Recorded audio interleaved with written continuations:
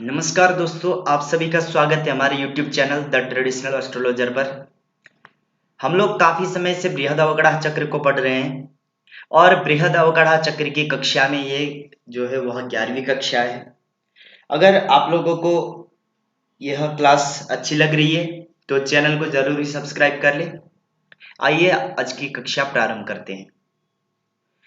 भास्कराभिमुखेर्ज्ञेया दिशोऽथ विदिशस्फुटाः सम्मुखे पूर्वदिग्ज्ञेया पश्चाद्ज्ञेया च पश्चिमा उत्तरा वामभागे या दक्षिणे सा च दक्षिणा अग्निकोणस्तथाग्नेयी पूर्वदक्षिणमध्यगा नैऋतो निरृतेः कोणो दक्षिणापरमध्यगा पश्चिमोत्तरमध्यस्था वायवी वायुकोणकः ईशानकोण ऐशानी विदिक् पूर्वोत्तरान्तरे।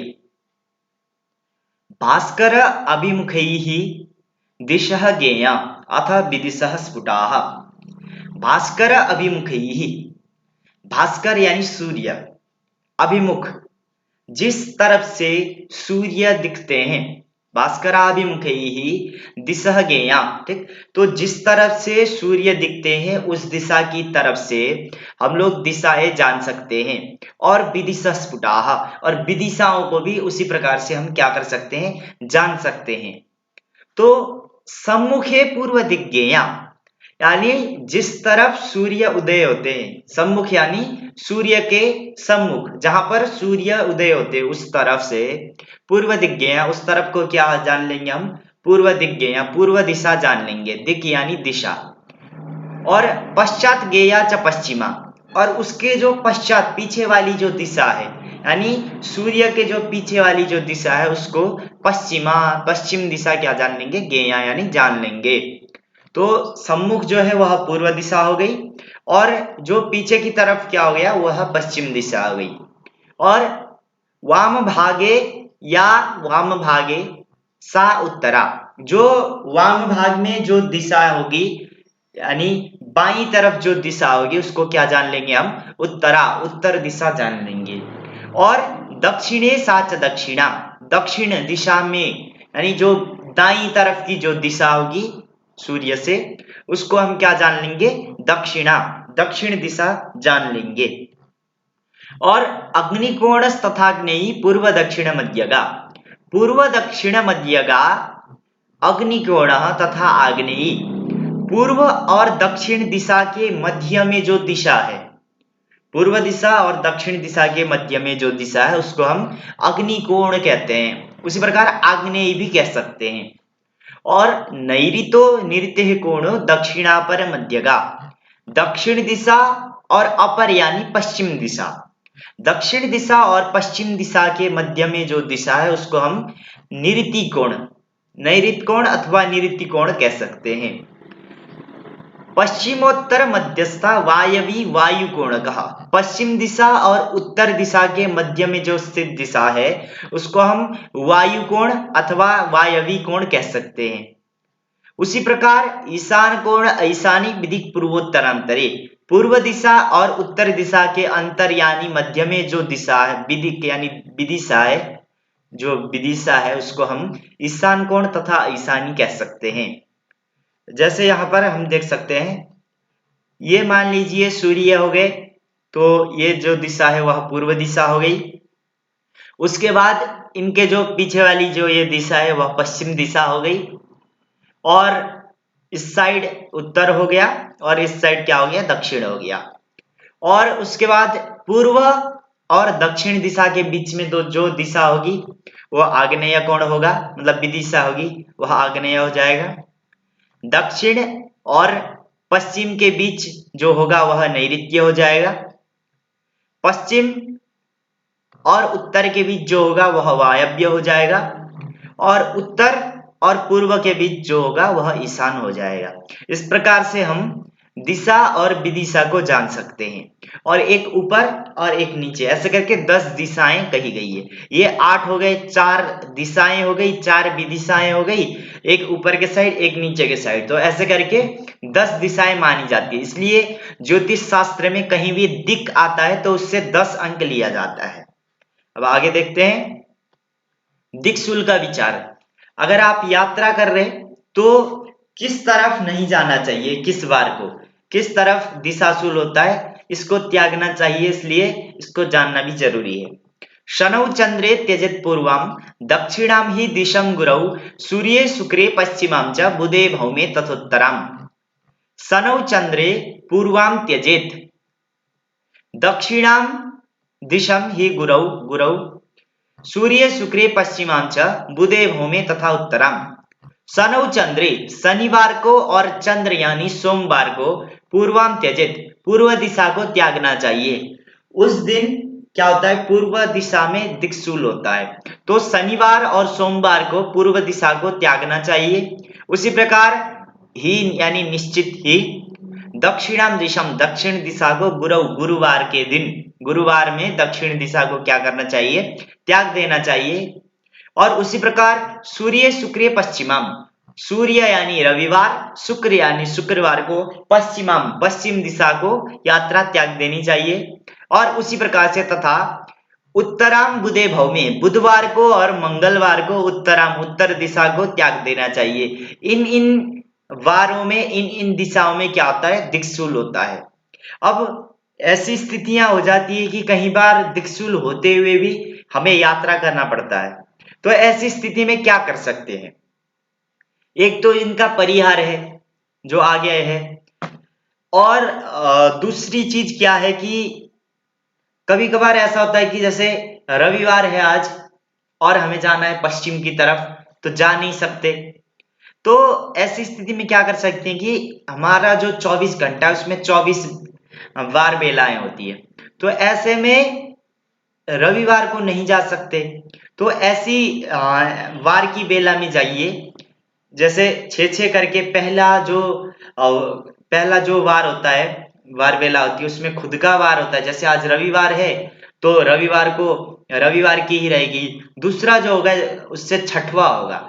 इसी प्रकार से वार बेला आगे बढ़ती जाएगी, तो ऐसी वार बेला में जाइए जिसमें पश्चिम दिशा को यात्रा कर सकते हैं। ये दो परिहार हो सकते हैं। इसी प्रकार से विदिशा शूल विचार, तो ऐशान्यम ये शनौ शूलम आग्नेय्याम गुरु सोमयोः वायव्याम भूमिपुत्रे तु नैऋत्याम सूर्य शुक्रयोः। ऐशान्यम ये शनौ, ज्ञ यानी बुधवार और शनि यानी शनिवार को ऐशान्यम ईशान कोण की यात्रा नहीं करनी चाहिए।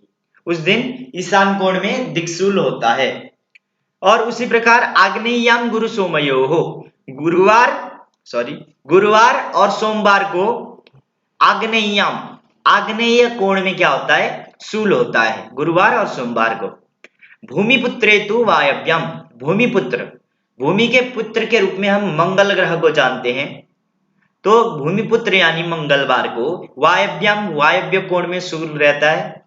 और सूर्य शुक्रयोः, रविवार और शुक्रवार को नैऋत्याम नैऋत्य कोण में शूल रहता है। इन इन वारों में, इन इन कोणों में भी यात्रा नहीं करनी चाहिए। अब इन सब का परिहार ये है।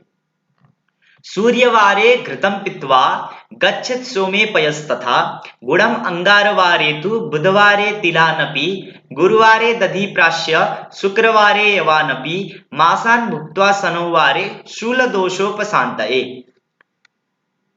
अगर रविवार को यात्रा करनी है, उस दिन शूल है, तो उस शूल का परिहार कैसे करेंगे। तो सूर्यवारे घृतं पीत्वा, रविवार को अगर दिशा शूल है तो उसमें घृतं पीत्वा, घी को पीकर जा सकते हैं। घी पीना मतलब ये नहीं कि एक बोतल पूरा पी ले, ऐसा नहीं है, थोड़ा सा चखना है बस, तो उससे क्या हो जाएगा, दिक्सूल का परिहार हो जाएगा। और उसी प्रकार सोमे तथा सोमे पयः पीत्वा गच्छेत्, सोमवार को पय यानी दूध पीकर यात्रा करनी चाहिए। वैसे यात्रा करते समय दूध पीना अशुभ माना गया है, लेकिन जब आप दिशाशूल में जा रहे हो तो उस समय अगर परिहार करना है तो वो जो दूध पिएंगे वो खराब नहीं माना जाएगा, वो परिहार के रूप में है। अन्य दिनों में अगर पीते हैं तो यात्रा से पहले दूध पीने के लिए मना किया गया है, वैसे समय में नहीं पीना चाहिए। सिर्फ सोमवार को अगर दिशाशूल के परिहार के लिए पी रहे तभी पीना चाहिए। आगे अंगारवारे तु गुड़म, अंगारवार, अंगारवार कहते हैं मंगलवार को। मंगलवार को अगर शांति करनी है तो गुड़म यानी गुड़ चक्के तब यात्रा करनी चाहिए। बुधवारे तिलानपी, बुधवार को तिल खाकर थोड़ा सा चक्के। गुरुवारे दधी प्रास्य, गुरुवार को दही खाकर यात्रा करनी चाहिए। वैसे दही हमेशा के लिए ही शुभ माना जाता है, या चाहे वह लेके चले चाहे खा के चले। तो गुरुवार के लिए तो स्पेशल ये दिशाशूल के है, दिशाशूल के लिए है। गुरुवारे दधी प्रास्य, गुरुवार को क्या करके दही खाकर। उसी प्रकार शुक्रवारे यवानपी, शुक्रवार को यव यानी जौ, जौ होता है उसको थोड़ा सा छक्के तब यात्रा करें। और शनिवारे मासान भुक्त्वा, शनिवार को मांस जो उड़द होता है उसको थोड़ा सा चखे तब अगर यात्रा करे तो शूल दोषों को शांति, शूल दोष की शांति के लिए क्या करना चाहिए, इन सब चीज को अपनाना चाहिए, तब शूल दोष की क्या हो जाती है, शांति हो जाती है, शांति माना जाता है। आगे देखते हैं। अब ये है अर्घ विचार। ये जो संक्रांति के बाद आप लोग देखते होंगे पंचांग में, तो उसमें लिखा है कि इस महीने में सामान महंगा हो जाएगा या सस्ता हो जाएगा या बराबर रहेगा, तो वह सब इसी से निकाला जाता है। तो उसी के बारे में है। संक्रांति रिक्षम तिथिवार मिश्रम सप्ताहतम पावक भक्त शेषम समे समर्गम विषमे त्वनर्घम शून्य महार्गम मुनयो वदंती। सबसे पहले संक्रांति रिक्षम, संक्रांति सूर्य जिस दिन एक राशि से दूसरी राशि में प्रवेश कर लेते हैं उस दिन को संक्रांति कहा जाता है। उस दिन जो नक्षत्र है वह क्या हो जाएगा, संक्रांति का नक्षत्र हो जाएगा। तो संक्रांति रिक्षम यानी संक्रांति नक्षत्रम और तिथिवार मिश्रम, ठीक, उस दिन जो तिथि है संक्रांति के दिन वह तिथि और उस दिन जो वार है वह वार, इन तीनों को मिश्रम यानी मिश्रित कर दें यानी जोड़ दे। आगे मैं उदाहरण दिखाऊंगा।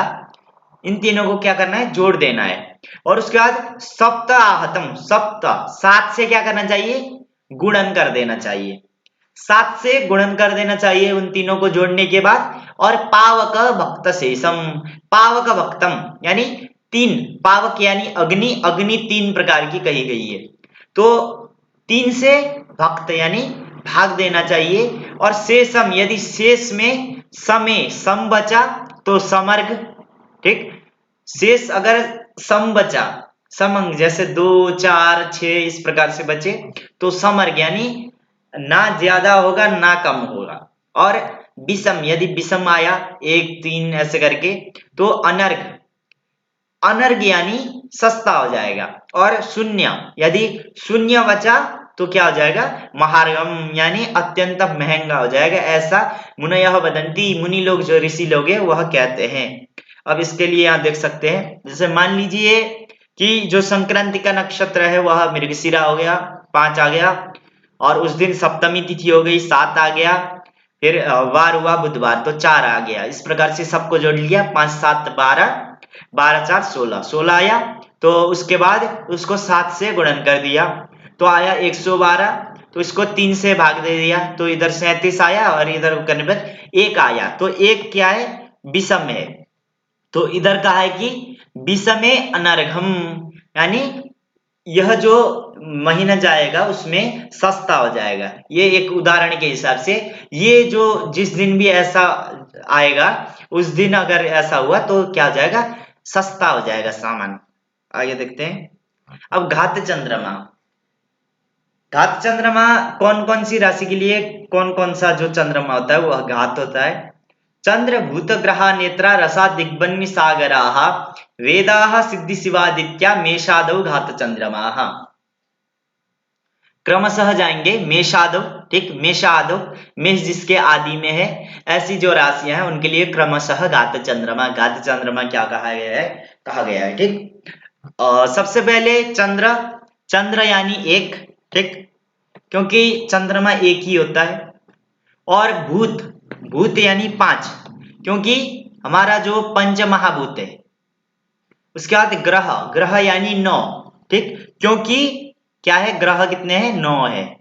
उसके बाद नेत्र, नेत्र यानी 2, हमारी 2 नेत्र होते हैं, ठीक। रस 6, क्योंकि षड रस कहे गए हैं।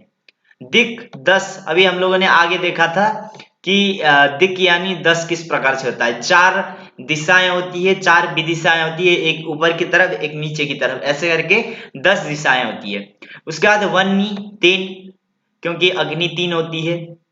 उसके बाद सागर, सागर क्या होता है, सप्त सागर, ठीक, तो 7 सागर, ठीक। उसके बाद वेद, वेद हमारे 4 है, ऋग्वेद, यजुर्वेद, सामवेद, अथर्ववेद, 4 वेद है, तो 4 हो गया। उसके बाद सिद्धि, अष्ट सिद्धियां है हमारी। उसके बाद शिव, शिव जो है वह 11 है, 11 रुद्र, ठीक। उसके बाद आदित्य, आदित्य क्या है, हमारे 12 आदित्य है। तो इस प्रकार से क्रमशः देख सकते हैं कि मेष राशि वाले के लिए 1, ठीक, मेष का ही क्या हो जाएगा, घात हो जाएगा। उसके बाद वृष राशियों के लिए 5वां, और उसके बाद मिथुन के लिए 9वां, कर्क के लिए 2रा, सिंह के लिए 6ठा, कन्या के लिए 10वां, तुला के लिए 3रा, वृश्चिक के लिए 7वां, और धनु के लिए 4था, मकर के लिए 8वां, कुंभ के लिए 11वां, और मीन के लिए 12वां। ये क्या हो जाएगा, घात चंद्रमा। हाँ, ये घात चंद्रमा हो जाएगा। अब इस घात चंद्रमा का फल क्या है, तो रोगे मृत्यु रणे भंगो यात्रा काले च बंधनम विवाहे विधवा नारी घात चंद्र फलम स्मृतम। अगर घात चंद्रमा के दिन अगर आप यात्रा करते हैं, ठीक, अथवा कहाँ गया, हाँ, तो यात्रा करते हैं अथवा विवाह करते हैं अथवा युद्ध में जाते हैं, तो इस तरीके से रोगे मृत्यु रणे भंगो यात्रा काले च बंधनम विवाहे विधवा नारी घात चंद्र फलम स्मृतम। रोगे मृत्यु, अगर कोई रोगी हो जाता है, रोग उसको जकड़ लेता है, तो ऐसी अवस्था में मृत्यु, मृत्यु हो जाएगी। और रणे भंगो, अगर रण यानी युद्ध में हो तो भंग यानी वह हार जाएगा। रोग में हो तो, रोगी अवस्था में हो तो मृत्यु, रण युद्ध अवस्था में हो, युद्ध क्षेत्र में हो तो भंग यानी उस वह हार जाएगा। और यात्रा काले च बंधनम, अगर यात्रा कर रहा हो तो ऐसी अवस्था में बंधनम यानी बंधनता को प्राप्त कर लेगा वह।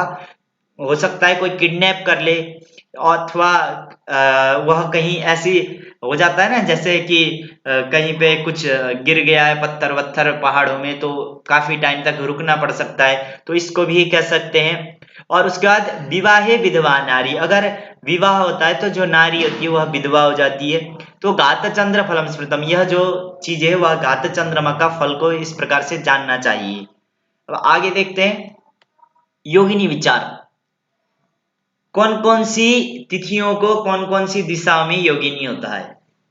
प्रतिपत्सु नवम्यां च पूर्वस्यां दिशि योगिनी, अग्निकोणे तृतीयायां एकादश्यां तथैव च, त्रयोदश्यां च पंचम्यां दक्षिणस्यां शिवप्रिया, द्वादश्यां च चतुर्थ्यां वै नैऋत्यां दिशि योगिनी, षष्ठ्यां चैव चतुर्दश्यां योगिनी पश्चिमां गता, पूर्णिमायां च सप्तम्यां वायुकोणे तु पार्वती, दशम्यां च द्वितीयायां उत्तरस्यां शिवा भवेत्, ऐशान्यां दर्श अष्टम्यां योगिनी समुदारिता।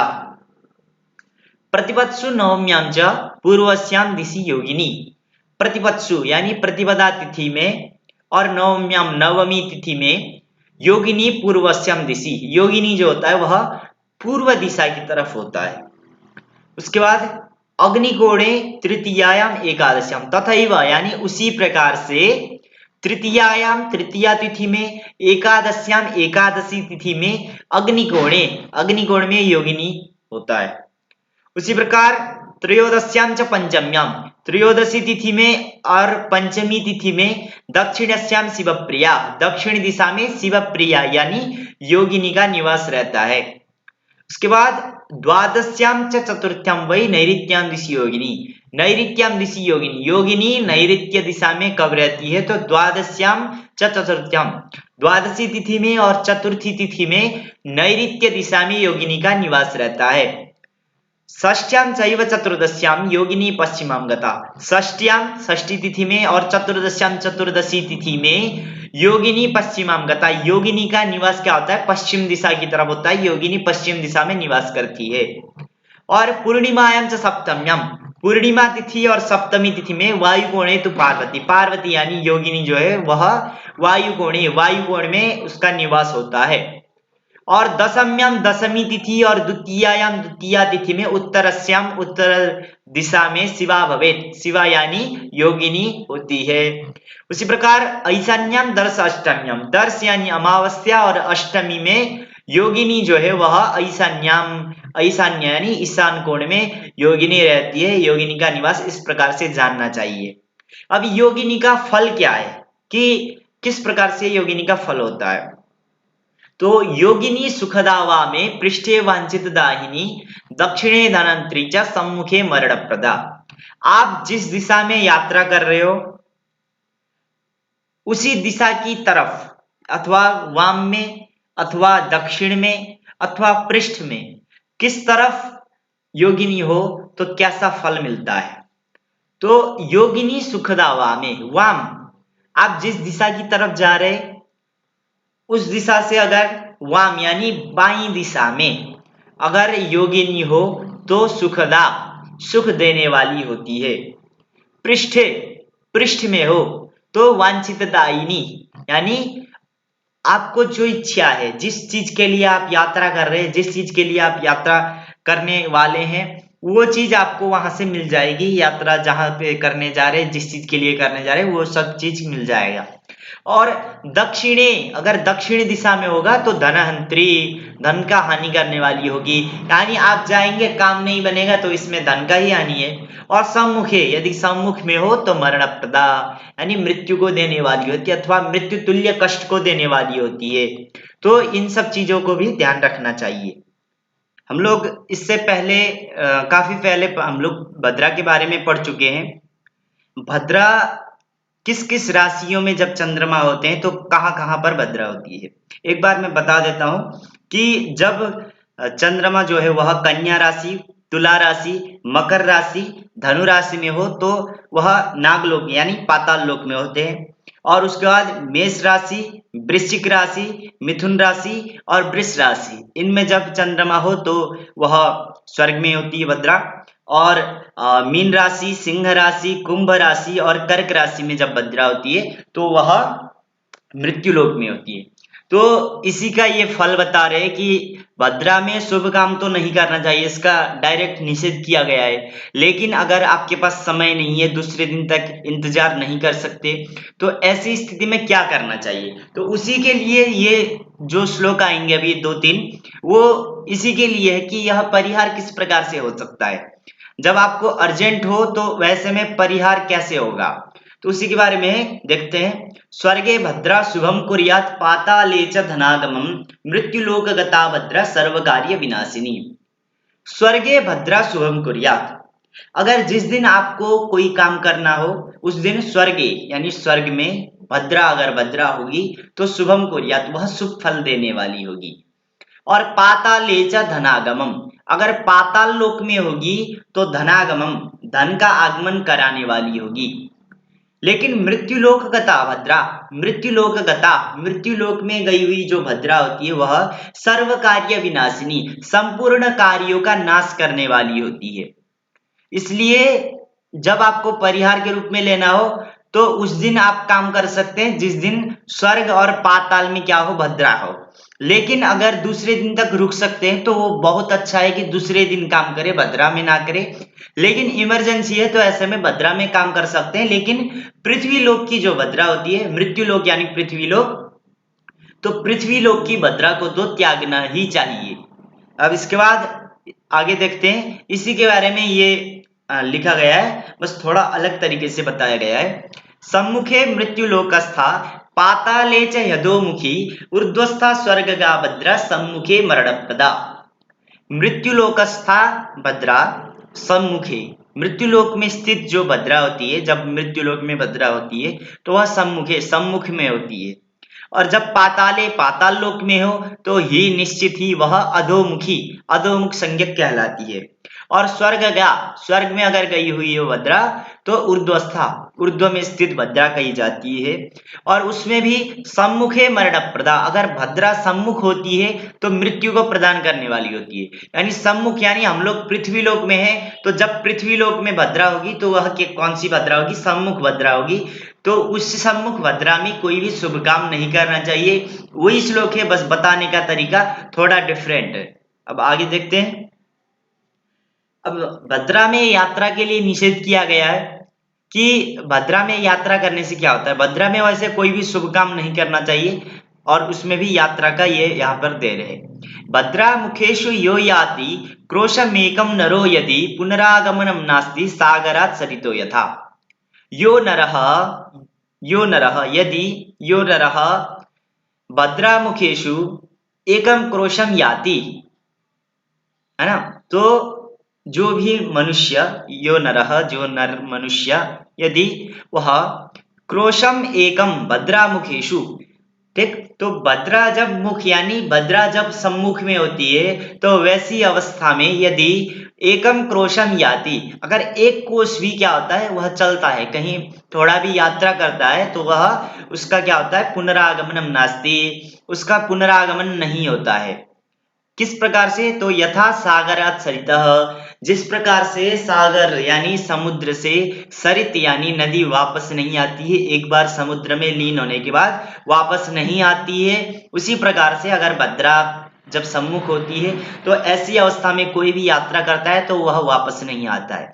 इसका कहने का यह मतलब है कि अगर कोई भी आप काम करने जा रहे हैं, किसी ना किसी प्रयोजनवश आप यात्रा कर रहे हैं, तो वो जो प्रयोजन है वह सिद्ध नहीं होगा, वह खराब हो जाएगा, आपको बार बार जाना पड़ेगा, और हो सकता है आपका एक्सीडेंट भी हो जाए, और हो सकता है कहीं कुछ इंपॉर्टेंट काम करने जा रहे हैं वो छूट जाए, या कोई कहीं चले जाए। इस प्रकार से ये सब कुछ ना कुछ झंझट आपको देगा ही देगा। तो वही बात है, बस यहाँ पर थोड़ा सा शब्द अलग दिए गए हैं। अब आगे देखते हैं। यात्रा मुहूर्त, यात्रा के लिए कौन सा नक्षत्र, कौन से तिथियां, कौन से लग्न अच्छे होते हैं, इसके बारे में विचार करेंगे हम इस श्लोक के द्वारा।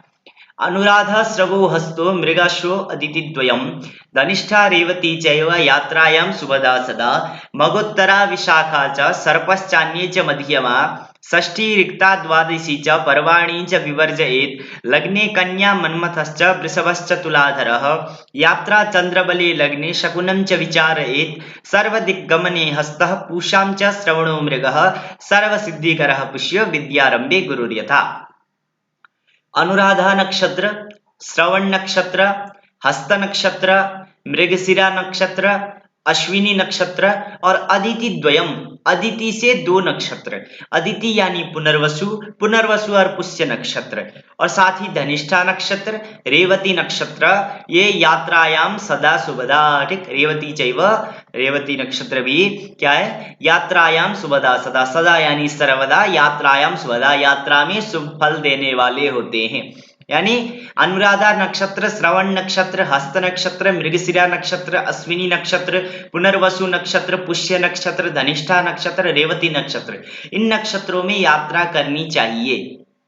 और उसके बाद मगोत्तरा विशाखा च सर्पश्च अन्ये च मध्यमा, यानी मगा नक्षत्र और उत्तरा यानी तीनों उत्तरा, उत्तरा फाल्गुनी, उत्तराषाढ़ा और उत्तर भाद्रपद, विशाखा नक्षत्र और सर्प यानी आश्लेषा नक्षत्र, इन नक्षत्रों में क्या करना चाहिए? यात्रा नहीं करनी चाहिए, ये खराब नक्षत्र है। और अन्य च मध्यमा, इनसे अतिरिक्त यानी ये जो ऊपर के नक्षत्र है, इन नक्षत्रों को छोड़कर, इन नक्षत्रों को भी छोड़कर जो अन्य शेष बचे हुए जितने भी नक्षत्र है वह यात्रा में मध्यमा, मध्यम कहे गए हैं। यानी ये जो नक्षत्र है ये अच्छा फल देने वाले हैं, ये जो नक्षत्र है यह खराब फल देने वाले हैं, और यहाँ जो कहे गए हैं वह मध्यम फल देने वाले हैं, वह मध्यम हो जाएंगे। तो इसी प्रकार से ऊपर बात हुई नक्षत्रों की। अब तिथियां कि किन किन तिथियों में यात्रा नहीं करनी चाहिए। षष्ठी तिथि, रिक्ता तिथि, रिक्ता यानी चतुर्थी, नवमी और चतुर्दशी, इनको रिक्ता कहा जाता है। वहां हम लोगों ने आगे देखा था नंदा, भद्रा, जया, रिक्ता, पूर्णा, इस प्रकार से। तो षष्ठी तिथि, रिक्ता तिथि, द्वादशी तिथि और पर्व, पर्व भी हम लोगों ने आगे देखे थे, जो चतुर्दशाष्टमी चैव अमावस्या च ऐसे करके था। ठीक, जो पर्व है वह संक्रांति हो गया, रविवार हो गया, चतुर्दशी, अष्टमी इत्यादि जो हमारे पर्व थे, जो हम लोग आगे देख चुके हैं। इन सबको विवर्जित यानी छोड़कर, इन सबको छोड़कर अन्य तिथियों में यात्रा करनी चाहिए। ठीक, अब उसके बाद कौन से लग्नों में करना चाहिए? तो लग्न में किसको ग्रहण करना चाहिए? तो कन्या लग्न को, मनमथ यानी मिथुन लग्न को, वृषभ यानी वृष लग्न को, और तुलाधर यानी तुला लग्न, इन लग्नों में यात्रा करना शुभ होता है। अब इसके बाद क्या विचार करना चाहिए? हमारा नक्षत्र विचार हो गया, उसके बाद तिथि विचार हो गया कि किन तिथियों को छोड़ना है। अब लग्न किनको, कौन कौन से लग्न को ग्रहण करना चाहिए, ये भी बात होगी। उसके बाद यात्रा चंद्र बले लग्ने शकुनंच विचारेत। ठीक, यात्रा में लग्ने चंद्र बले शकुनंच विचारेत, जब लग्न में चंद्रमा का बल हो, ठीक, लग्न को चंद्रमा बल प्रदान कर रहा हो, ऐसी स्थिति में, और शकुनंच विचारेत, शकुन को भी विचार करना चाहिए कि जब आप यात्रा कर रहे हो तो कौन दिखता है, कैसी आवाज आती है, क्या कौन सी चीज जो यात्रा में शुभ अशुभ कही गई है, किस चीज को देखने से शुभ होता है, किस चीज को देखने से अशुभ होता है, इस प्रकार की जो चीजें हैं उनको भी विचार करना चाहिए। ये सब हो गया यात्रा के बारे में। अब कह रहे हैं कि चारों दिशाओं में इन नक्षत्रों को भी क्या किया है कि दिशाओं के हिसाब से किया गया है, लेकिन ये जो नीचे आ रहे तो वह सर्व दिग्गमने, संपूर्ण दिशाओं के गमन में, यानी किसी भी दिशा में यात्रा करनी हो तो उनके लिए हस्त यानी हस्त नक्षत्र, पूषा यानी रेवती नक्षत्र, श्रवण नक्षत्र, मृगशिरा नक्षत्र और पुष्य नक्षत्र, ये क्या है? सर्व सिद्धिकर, यानी संपूर्ण सिद्धि को प्रदान करने वाले होते हैं। ठीक, और उसके बाद पुष्य, जो पुष्य नक्षत्र तो इस प्रकार से है यात्रा में, जैसे विद्या यथा, जैसे विद्यारंभे गुरु, जिस प्रकार से विद्यारंभ में गुरु का बल देखा जाता है, विद्यारंभ में गुरु अच्छे हो तो अच्छा फल मिलता है, वैसे ही पुष्य नक्षत्र यात्रा के लिए बहुत ही अच्छा है। इस प्रकार से इसको समझना चाहिए। अब उसके बाद आगे देखते हैं, आशा करता हूं ये आपको समझ में आ गया होगा। इसके बाद आगे देखते हैं कि जब यात्रा कर रहे हो तो उससे कितने कितने दिन पहले क्या क्या चीजों को छोड़ना चाहिए, तो इसी बारे में है। त्रयम क्षीरम च पंचाहम क्षौरम सप्त दिनम रतम वर्ज्यम यात्रा दिनात् पूर्वम असक्तस्तद्दिने रतम। तो त्रि अहम क्षीरम, ठीक, त्रि यानी तीन, अह यानी दिन, 3 दिन पहले क्या? क्षीरम यानी दूध पीना छोड़ देना चाहिए। ठीक, यात्रा करनी हो आपको तो उससे 3 दिन पहले क्या? क्षीर यानी दूध को पीना छोड़ देना चाहिए। और क्षौरम पंचाहम, पंच अहम 5 दिन पहले क्षौरम यानी बाल बाल बनाना, दाढ़ी वाड़ी बनाना इत्यादि काम छोड़ देने चाहिए। और रतम सप्तदिनम, 7 दिन पहले रति यानी स्त्री के साथ जो संबंध बनाने, ये सब छोड़ देना चाहिए 7 दिन पहले से। ठीक, यात्रा दिनात् पूर्वम वर्ज्यम, इतने इतने दिन पहले, यात्रा दिनात् यात्रा के दिन से इतने इतने दिन पूर्वम पहले, ठीक, वर्ज्यम यानी त्याग देना चाहिए। अगर असक्त, यदि असक्त हो, नहीं कर सकते, उसको फॉलो नहीं कर सकते, तो तद्दिने रतम, ठीक, असक्त, ये सिर्फ रति के लिए। रतम, यदि 7 दिन पहले से स्त्री के साथ संबंध बनाने को छोड़ने को आप असक्त है, तो तद्दिने यानी उस दिन, जिस दिन आप यात्रा कर रहे उस दिन तो छोड़ ही देना चाहिए। अब इसको भी आगे देखते हैं, इससे आगे। अब यहाँ पे कुछ कहा गया है, जैसे आप लोग लोक में भी देखते होंगे कि 3 ब्राह्मण एक साथ नहीं चलते। अगर यात्रा करनी हो तो 2 जने पहले आगे जाते हैं, या 1 जना आगे जाता है, फिर 2 जने पीछे आते हैं। अगर 2 जने आगे जाते हैं तो 1 जना पीछे आता है थोड़ी देर बाद। और पिता पुत्र इत्यादि साथ में नहीं चलते, तो वो इसी प्रकार से कहा गया है। तो पिता पुत्रेर्न गंतव्यम न गच्छेत् शूद्रद्वयम्, नवस्त्रीभिर्न गंतव्यम न गच्छेत् ब्राह्मणत्रयम्। पिता पुत्र ही न गंतव्यम, ठीक, पिता को पुत्र ही, ठीक, पुत्रों के साथ। यहाँ पुत्र ही यानी बहुवचन दिया गया है, इसलिए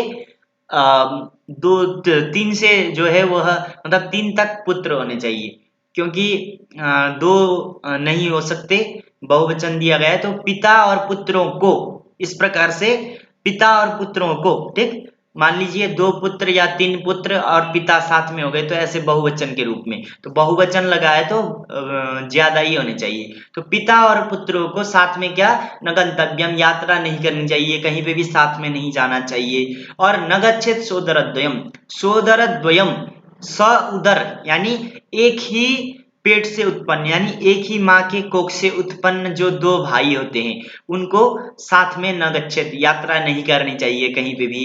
और नव स्त्री भिन्न गंतव्यम, ठीक, नई नई जो स्त्रियां होती है, मतलब अभी अभी शादी हुई है, ऐसी जो स्त्रियां होती है उनको भी साथ में यात्रा नहीं करनी चाहिए। और न गच्छेत ब्राह्मण त्रयम, 3 ब्राह्मणों को भी एक साथ यात्रा नहीं करनी चाहिए। इनमें अगर आप ढूंढेंगे तो एक अच्छा पॉइंट ये मिलेगा कि जैसे पिता और पुत्रों को साथ में नहीं चलना चाहिए, अगर बाई चांस एक्सीडेंट वगैरह हो गया तो हो सकता है कि आपका वंश खत्म हो जाए।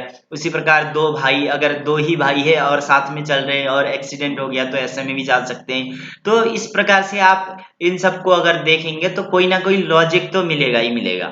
फिर आगे देखते हैं। अब आगे आया था ना कि पर्वाणि विवर्जित, पर्व को त्याग देना चाहिए, तो उसी के बारे में कह रहे कि चतुर्दश्यष्टमी कृष्णा अमावस्या च पूर्णिमा एतानि पंच पर्वाणि रवि संक्रांतिकम दिनम।